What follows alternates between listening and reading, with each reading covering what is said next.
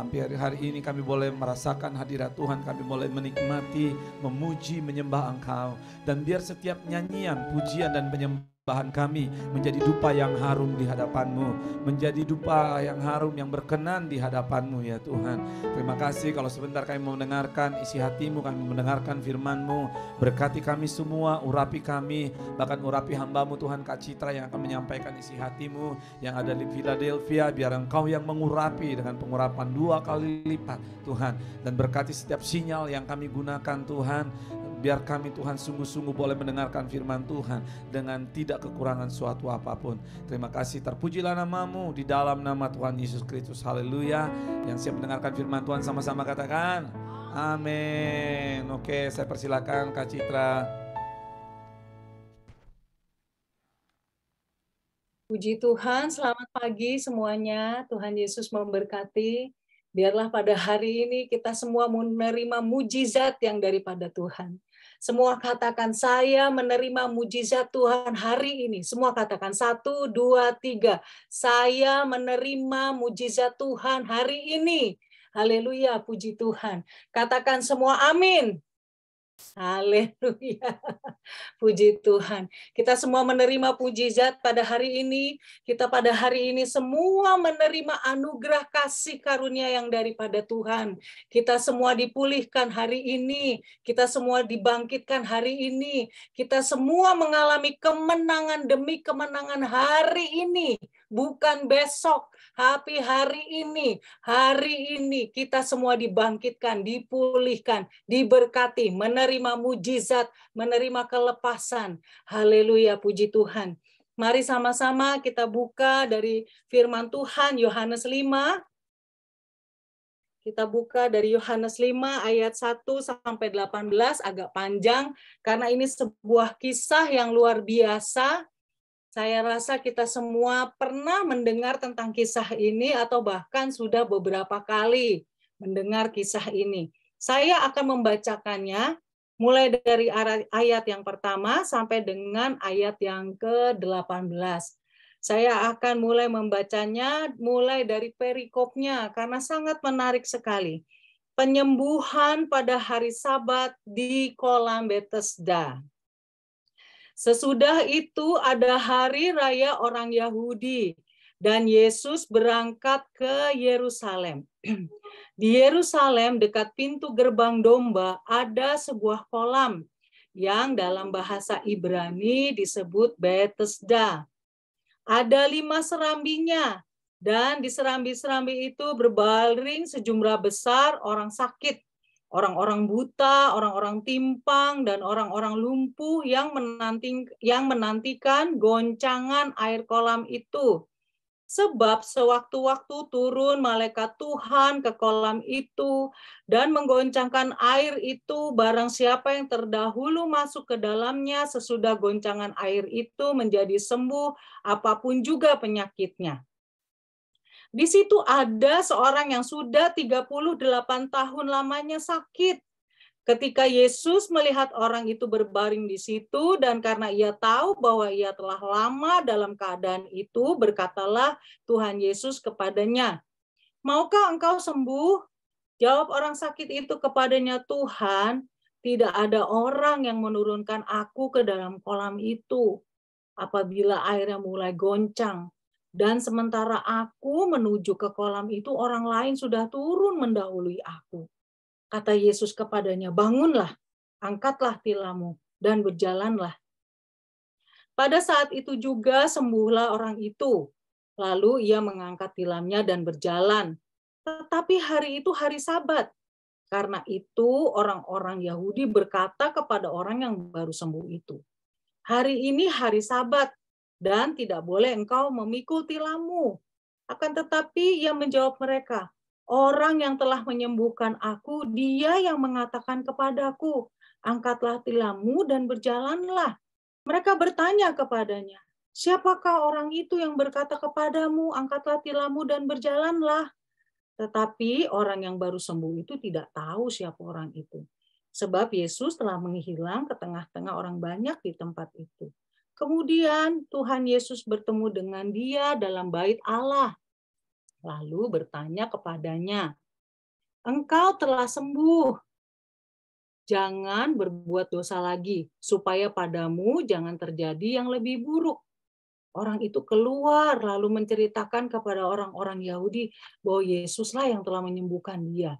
Dan karena itu orang-orang Yahudi berusaha menganiaya Yesus karena ia melakukan hal-hal itu pada hari Sabat.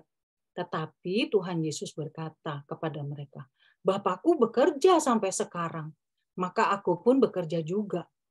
Sebab itu orang-orang Yahudi lebih berusaha lagi untuk membunuh Tuhan Yesus. Bukan saja karena ia meniadakan hari Sabat, tetapi juga karena ia mengatakan bahwa Allah adalah Bapanya sendiri dan dengan demikian menyamakan dirinya dengan Allah. Nah, ini satu kisah yang sangat menarik sekali tentang penyembuhan di kolam Bethesda. Nah, apa itu kolam Bethesda sebetulnya? Sebetulnya kolam Bethesda itu bukan satu tempat penyembahan kepada Allah, bukan. Tetapi sebetulnya kolam Bethesda itu adalah menurut bukti sejarah itu adalah penyembahan suatu kuil. Satu kuil dari dewa Asklepius atau dewa kesembuhan. Jadi peristiwa ini terjadi di dalam sebuah kuil. Sebuah kuil penyembahan kepada dewa Asklepius, yaitu dewa kesembuhan. Nah, keterangan ini berdasarkan satu bukti dari bukti-bukti sejarah.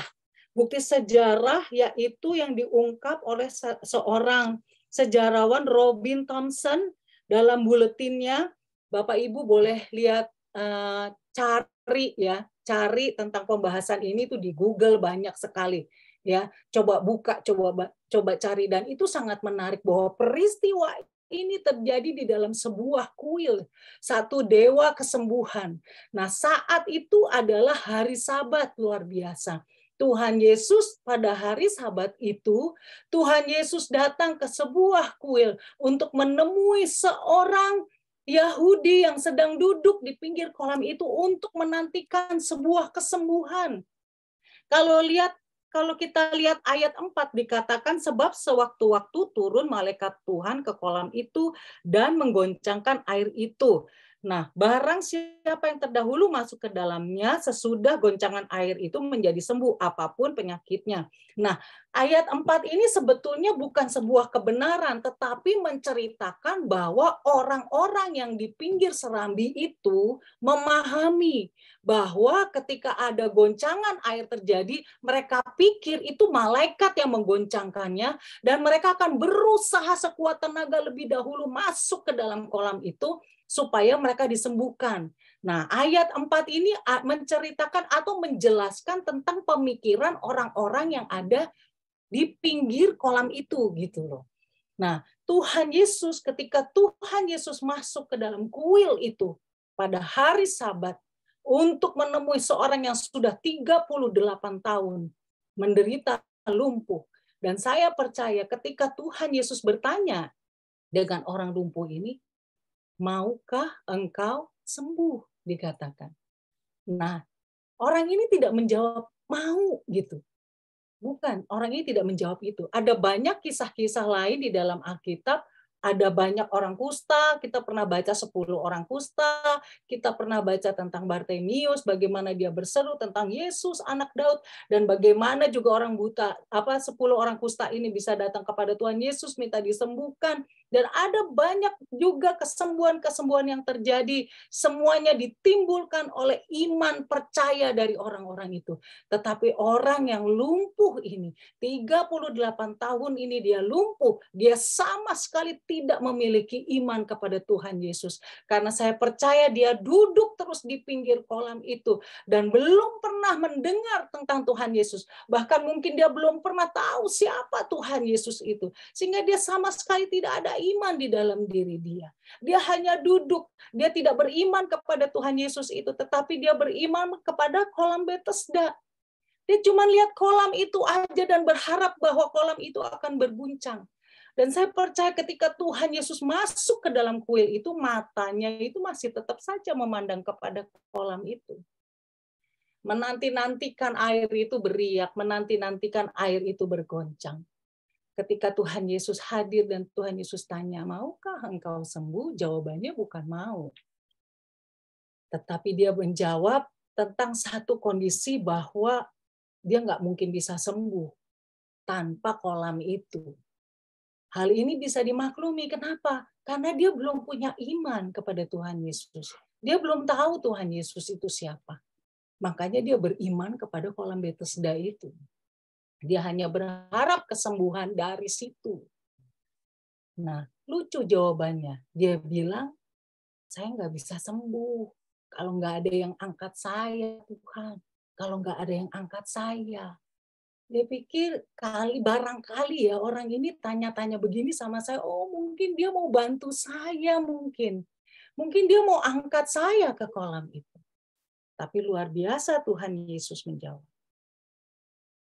Kata Yesus kepadanya, Tuhan Yesus langsung mengatakan, bangunlah, angkatlah tilammu, dan berjalanlah. Pada saat itu juga sembuhlah orang itu, lalu ia mengangkat tilamnya. Jadi orang ini sembuh dulu. Dia mengalami kesembuhan dulu, baru dia angkat tilamnya, dia berjalan. Berbeda dengan kisah-kisah kesembuhan yang lain. Bagaimana ada juga yang 10 orang kusta yang disuruh menghadap walaupun belum sembuh. Karena apa? Mereka punya iman. Nah, di sini Tuhan Yesus mengatakan ada kasih karunia Tuhan yang bekerja atas orang ini. Ada anugerah Tuhan yang bekerja atas orang ini. Sekalipun orang ini belum ada iman di dalam hatinya, tetapi Tuhan datang kepada dia. Tuhan mau menyembuhkan dia. Tuhan mau memperkenalkan dirinya kepada orang ini. Betapa banyaknya juga saat-saat ini kita juga mendengar betapa banyak orang-orang yang saat ini juga dijumpai oleh Tuhan Yesus.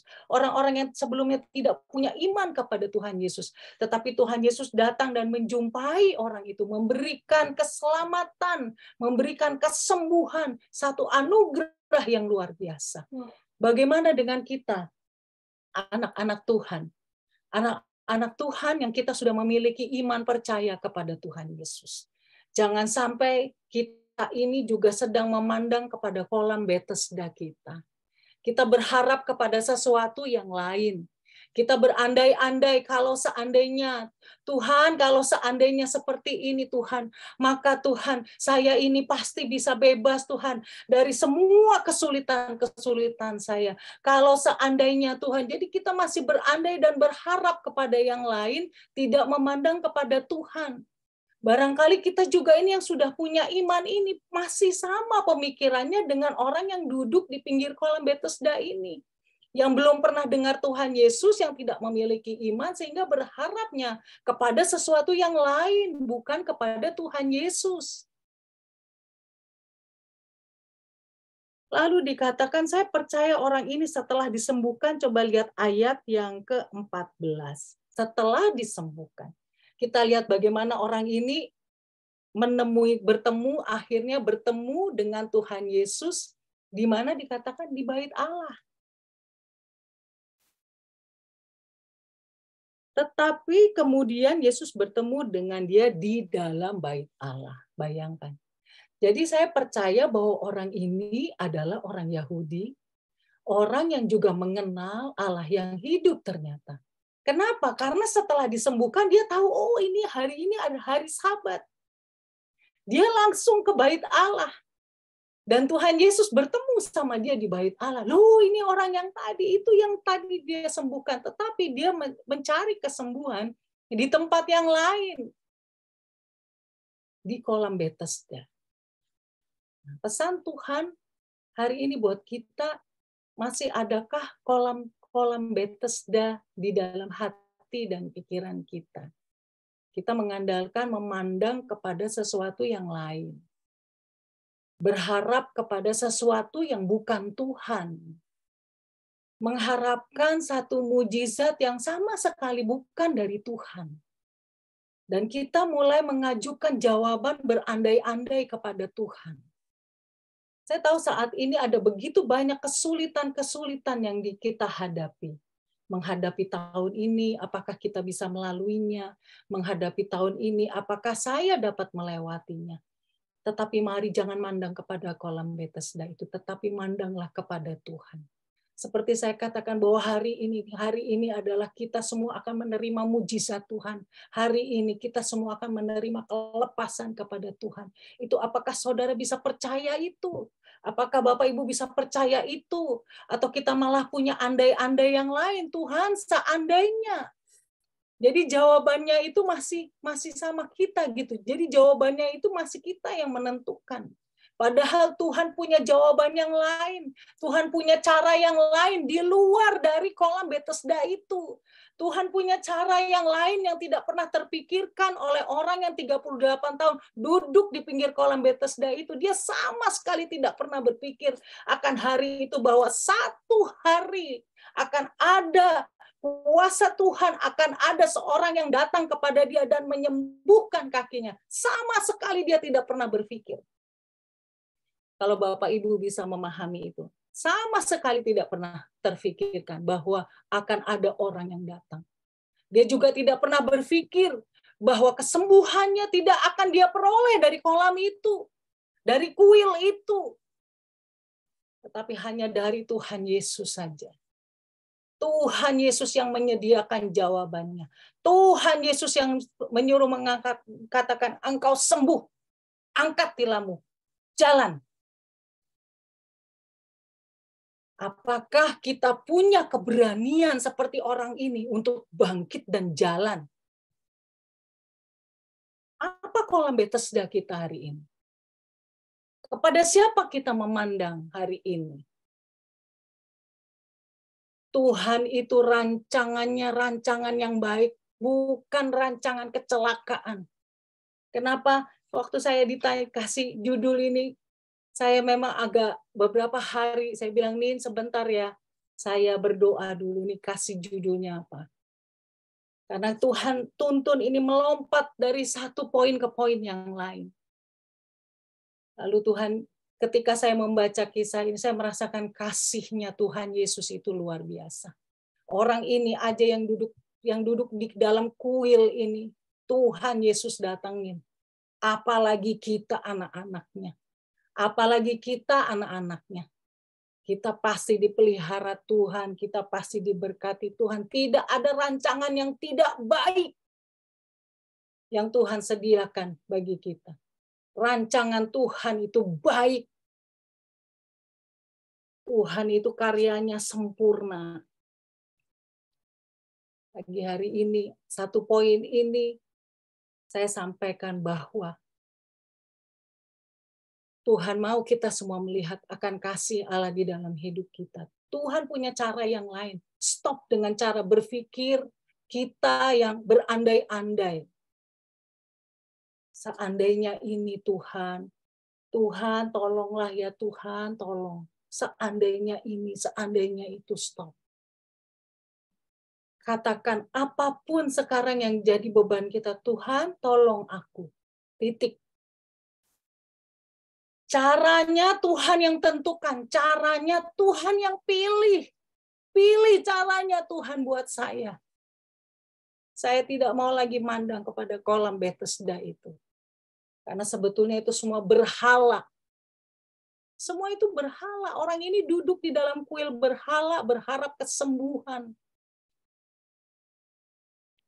Tetapi bagaimana kuasa Tuhan, kasih Tuhan datang menghampiri dia.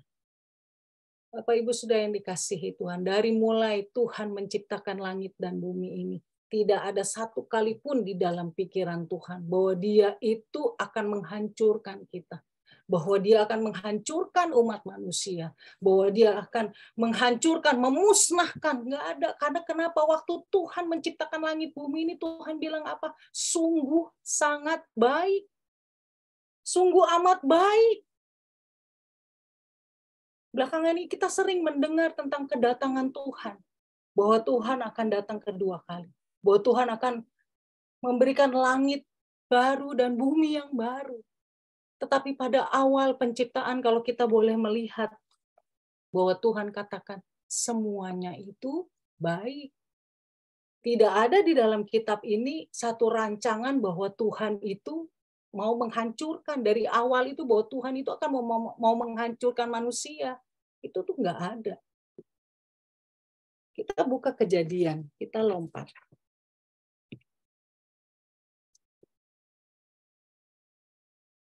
Saya mau kita baca ini supaya kita mengenal bagaimana Bapa kita itu awal mulanya itu menciptakan kita semua manusia.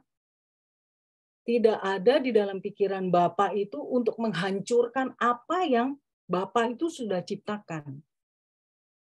Kita buka Kejadian 2.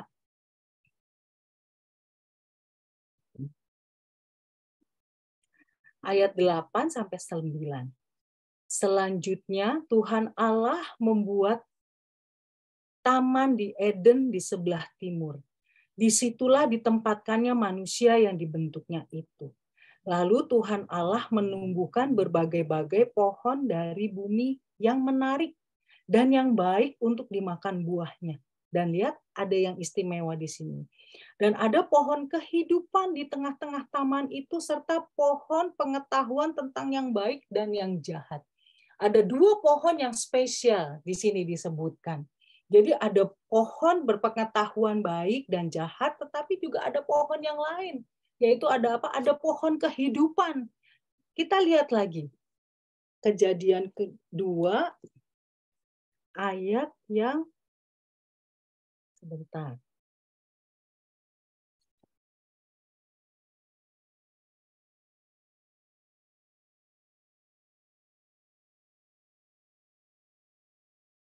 Ayat 16. Lalu Tuhan Allah memberi perintah ini kepada manusia. Semua pohon dalam taman ini boleh kau makan buahnya dengan bebas. Bebas, boleh makan buahnya. Tetapi pohon pengetahuan tentang yang baik dan yang jahat itu, janganlah kau makan buahnya. Sebab pada hari engkau memakannya, pastilah engkau mati. Jadi di sini ada 2 pohon yang khusus. Yang satu pohon pengetahuan yang baik dan jahat, yang satunya lagi pohon kehidupan. Tetapi kalau kita baca di sini yang dilarang makan itu hanya dilarang makan pohon buah yang baik, buah pengetahuan, pohon pengetahuan yang baik dan yang jahat. Artinya apa? Bahwa manusia ini boleh makan daripada buah pohon kehidupan. Yang dilarang Tuhan cuma ini, semua boleh makan. Bahkan buah dari pohon kehidupan ini boleh dimakan. Artinya apa? Kalau seandainya pada waktu itu Adam makan dari pohon buah kehidupan ini, artinya apa? Dia akan hidup kekal bersama-sama dengan Allah. Ini loh yang saya tuh kaget banget waktu baca ini. Bagaimana Tuhan itu tidak ada sama sekali ketika Bapa menciptakan langit dan bumi ini, tidak ada sama sekali rancangannya tuh mau menghancurkan manusia tuh nggak ada. Malah dia bilang boleh makan kecuali pohon yang ini. Tetapi Adam itu dia sama Hawa ini kita sudah tahu semua kisahnya, akhirnya makan buah pohon yang dilarang ini malah yang dimakan. Makanya Tuhan usir keluar dari Taman Eden. Supaya apa? Setelah manusia jatuh ke dalam dosa, jangan makan dari buah pohon kehidupan. Jangan sampai. Kalau manusia ini sampai bisa makan dari buah pohon kehidupan, manusia ini nggak bisa ditebus. Kenapa? Dia akan hidup di dalam kekekalan, tetapi di dalam dosa. Makanya Tuhan usir keluar dari Taman Eden. Kita lihat lagi kasihnya Bapa ini di sini luar biasa loh. Bapa tuh nunjukin kasihnya. Waktu dia bilang, kamu nih kalau makan pohon ini pasti kamu akan mati. Tapi lihat, waktu Tuhan ketemu dengan Adam, kita lihat di sini.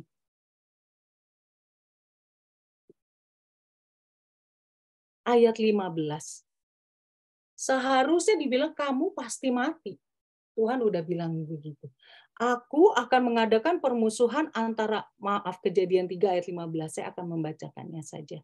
Aku akan mengadakan permusuhan antara engkau dan perempuan ini, antara keturunanmu dan keturunannya. Padahal Tuhan udah bilang, pada saat engkau makan, kamu pasti mati. Tapi ketika Tuhan bertemu dengan Adam, Tuhan bicara tentang keturunan. Artinya apa? Ada satu hope, pengharapan. Dan kita tahu kisah ini, bagaimana mungkin orang yang dikutuk mati bisa punya keturunan. Ini kasihnya Tuhan. Kasihnya Bapa itu. Bapa sudah merancangkan ini kalau sampai manusia jatuh ke dalam dosa ini, harus ada ini yang diselesaikan. Bapak bilang keturunanmu akan meremuk. Oh, artinya Adam di situ punya pengharapan. Oh, saya punya keturunan. Artinya saya masih punya, bisa ada kehidupan buat saya. Lalu kita lihat lagi di sini. Bagaimana Tuhan akhirnya mengusir manusia itu keluar. Supaya apa? Manusia bisa ditebus. Tidak dalam mati dalam keadaan dosa kekal, nanti seperti iblis. Iblis nggak bisa ditebus karena dia immortal jadinya. Gitu. Tapi manusia bisa ditebus karena tidak makan ini buah ini, kehidupan diusir. Jangan sampai makan. Dari rancangan ini Bapak merancang sesuatu yang sangat luar biasa. Saya mau kita nih menangkap ini, mungkin sulit untuk dimengerti. Itulah makanya kenapa Tuhan Yesus berkata bahwa saat dan waktunya itu hanya Bapa yang tahu. Anak manusia tidak tahu. Kehancuran dunia ini, itu cuma Bapa yang tahu, Tuhan Yesus bilang. Anak juga nggak tahu. Nah, kenapa sampai Tuhan Yesus bisa bilang nggak tahu? Kenapa? Karena memang tidak pernah dirancangkan. Bahwa dunia ini, waktu Bapa menciptakan dunia, dirancangkan nih, oh nanti nih habis nih tahun 2000 sekian-sekian. Oh, tidak. Mazmur, dikatakan Mazmur, bahwa di dalam hari-hariku tertulis, katanya, engkau sudah menulis. Apa yang Bapak tulis untuk hari-hari kita ke depan? Oh, kamu menikah tahun 2000 sekian, kamu nanti cerai tahun sekian, kamu nanti kena sakit, nanti kamu kena bangkrut pada tanggal segini. Seperti itu Bapak tulis. Tidak. Bapak tidak pernah menulis itu. Kadang-kadang orang ngomong begini loh, Tuhan bikin saya sakit supaya saya kenal Dia. Tuhan bikin sakit? No. Tuhan gak pernah bikin sakit, saya mau bilang. Tuhan gak pernah bikin sakit. Oh, Tuhan bikin saya bangkrut loh, supaya saya melihat keajaibannya. Tuhan bikin bangkrut? No. Tuhan gak pernah bikin bangkrut. Hari ini Tuhan sedang mau mengubah cara kita berpikir konsep tentang Bapa kita. Apa yang ditulis Bapa kita ini hanya ada damai sejahtera, rancangan yang baik.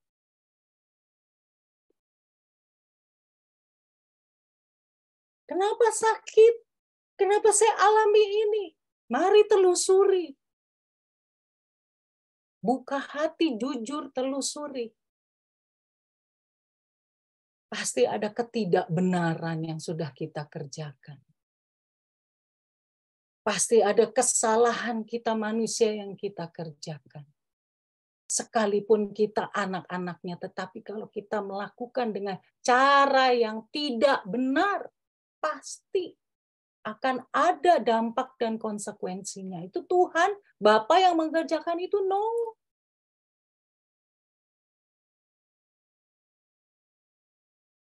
Tuhan Yesus bilang begini, waktu dan saatnya cuma Bapa yang tahu. Anak manusia juga nggak tahu. Tetapi nanti keadaannya, Tuhan Yesus bilang, akhir zaman itu seperti waktu zaman Nuh, kata Tuhan Yesus begitu. Sekarang kita lihat apa yang ada terjadi di zaman Nuh.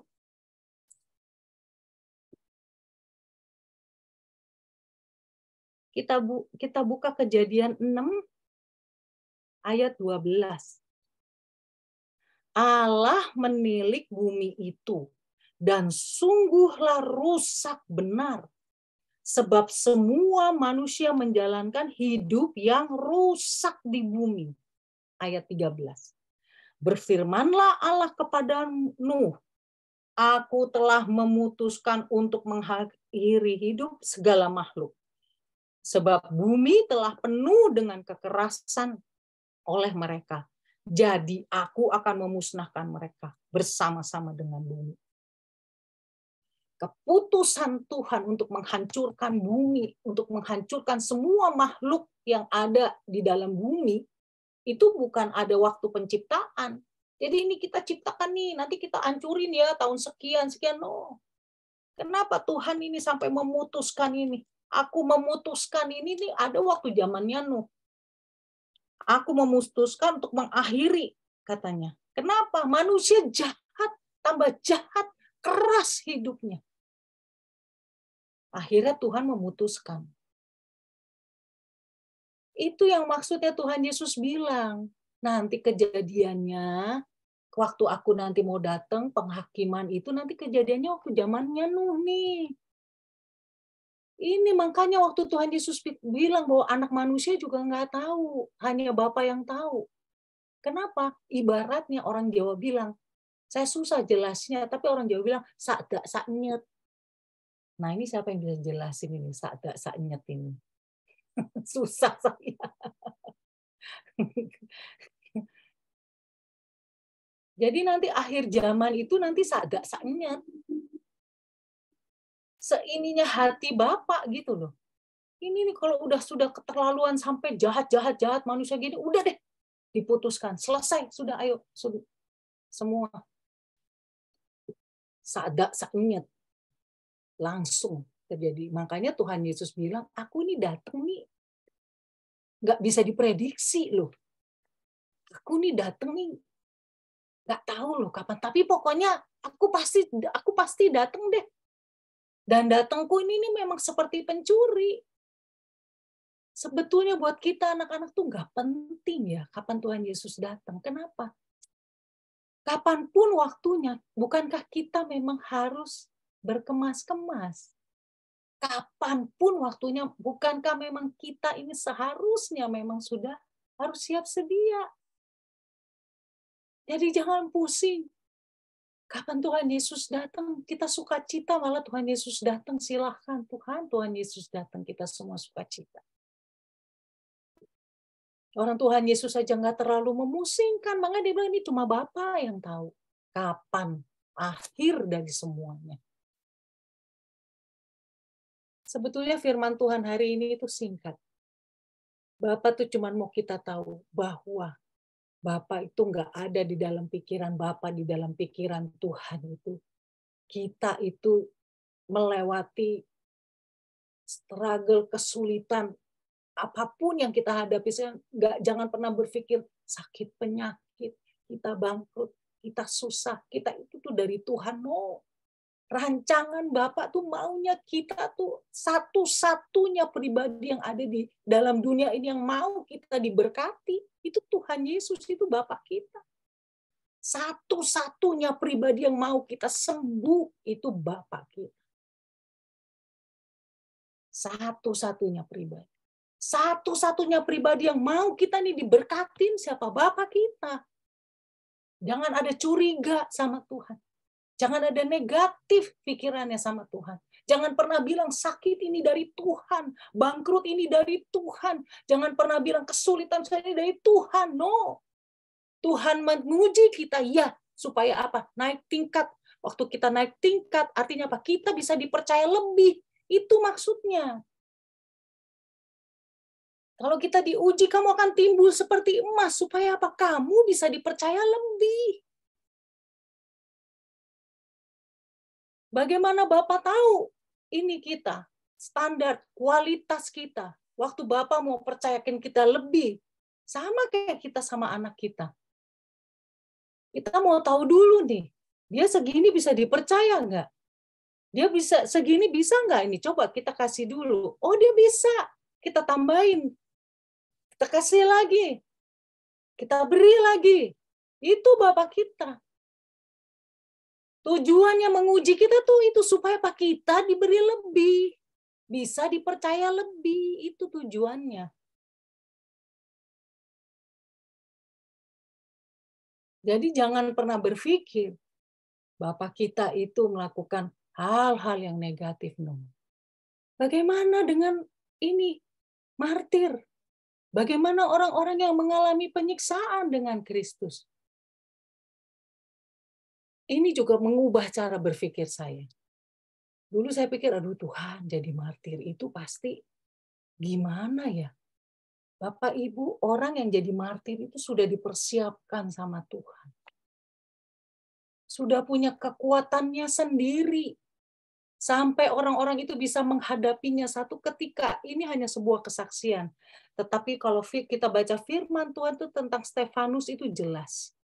Waktu dia jadi martir, yang dia lihat itu kemuliaan Tuhan. Yang dia lihat itu Tuhan Yesus. Saya nggak bisa bilang, oh pasti Stefanus nggak sakit ya. Saya nggak tahu, saya nggak bisa bilang begitu. Waktu Stefanus dipukul kepalanya pakai batu, waktu dilemparin pakai batu, oh dia nggak sakit. Saya nggak bisa bilang begitu. Karena saya nggak tahu.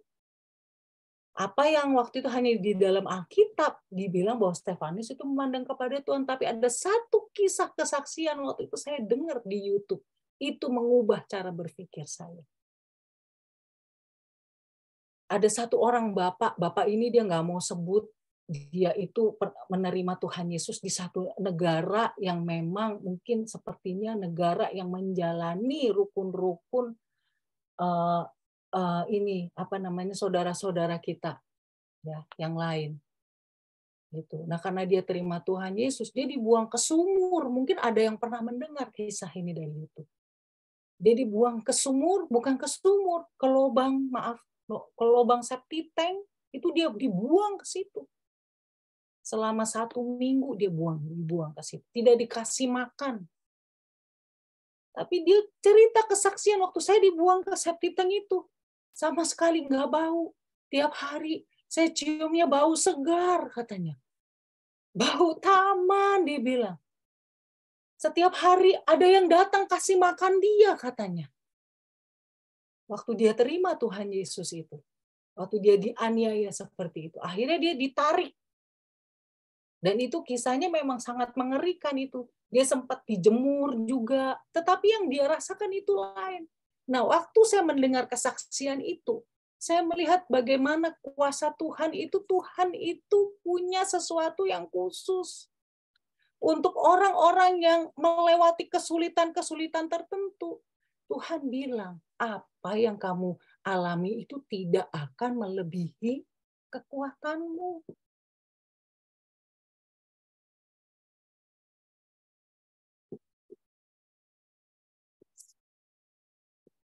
Itu yang Tuhan katakan.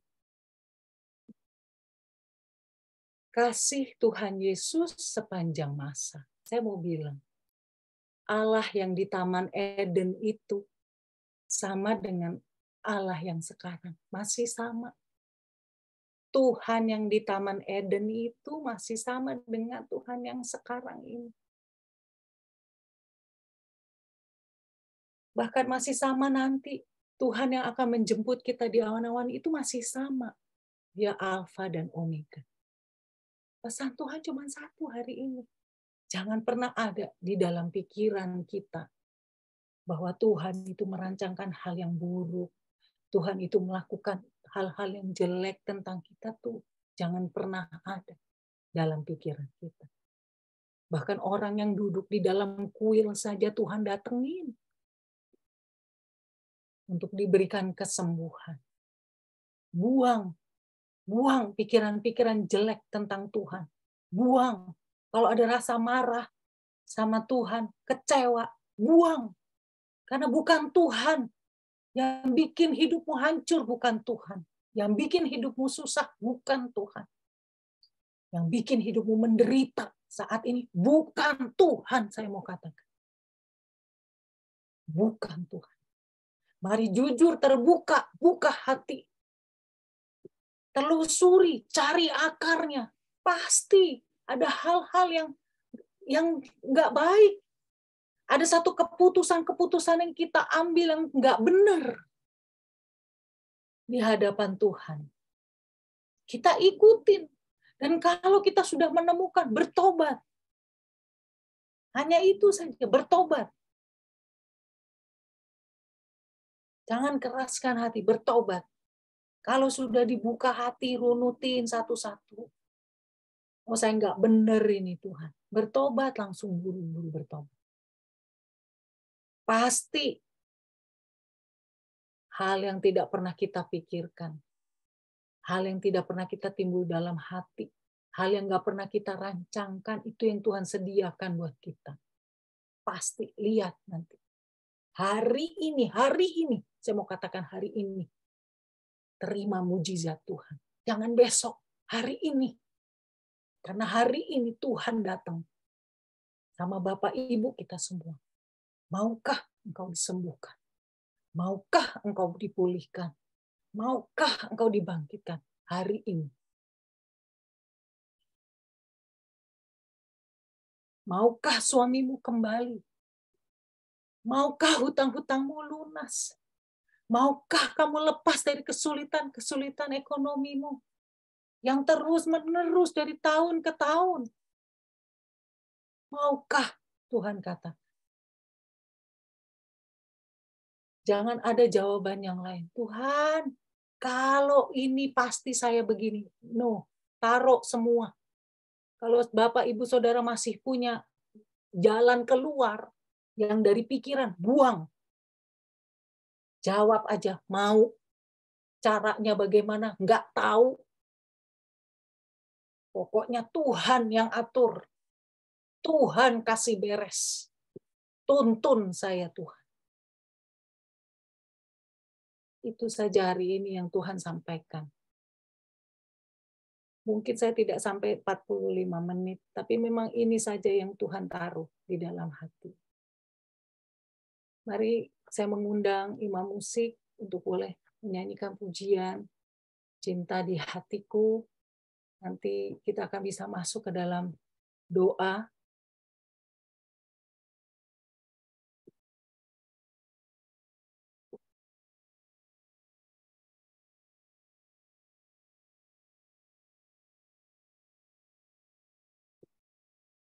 Mari kita, Bapa di surga, kami percaya Tuhan. Ada anugerah Tuhan hari ini, ada kebaikan Tuhan hari ini. Kami percaya hari ini Tuhan. Kami minta cinta itu untuk terus menyala di dalam hati kami Tuhan. Kami mau cinta akan Engkau itu terus menyala di dalam hati kami. Sehingga kami dapat melalui apa yang harus kami lalui Tuhan. Kami percaya kasih-Mu sepanjang masa bagi kami. Kami percaya cinta-Mu Tuhan tidak pernah berlalu dalam hidup kami. Mari kita naikkan sama-sama lagu pujian ini, Cinta di Hatiku. Biarlah cinta